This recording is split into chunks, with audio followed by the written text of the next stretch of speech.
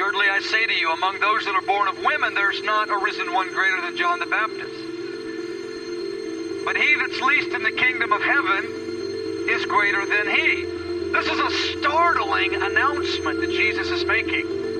There's a new dispensation that is about to begin. Then he gives the principle of wholeheartedness.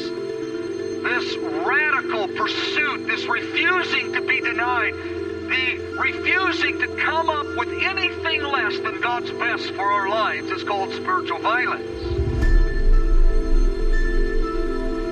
The new covenant was established, that every single one of the redeemed would have the indwelling Spirit.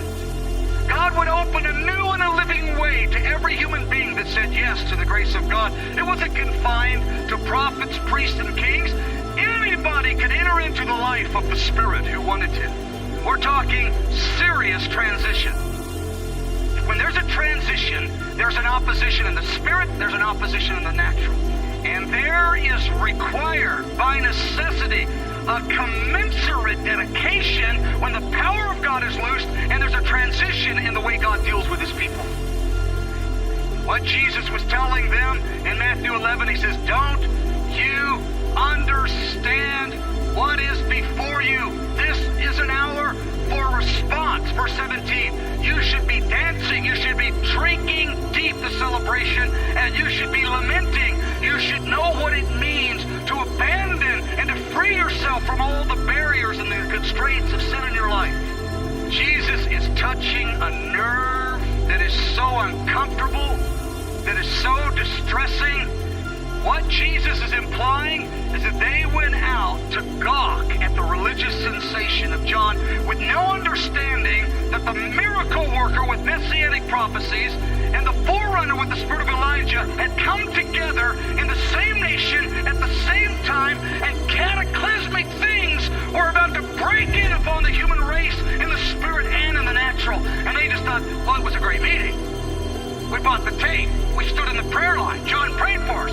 I mean, we talked to him. We had him sign the book. We went back, bought the t-shirt. I mean, what else is there to do? Jesus says the point, verse 17, is that you would dance. You would enter into the celebration of the wedding. You would enter into the abounding overflow of extravagant commitment, and you would enter into the painful sacrifice of the dirge. You would be abandoned and responsive from the heart. Verse 17, they wouldn't dance, nor would they mourn, and wholeheartedness calls for both responses. They were indifferent. They went about their business. You can stumble into the grace of God, into the kingdom of God, and be forgiven, but you can't stumble into wholeheartedness. Wholeheartedness, beloved, let me tell you straight, is violent. It is disruptive. It's costly. It's confusing and perplexing to people with unrenewed minds like us. There's no such thing as a clean birth.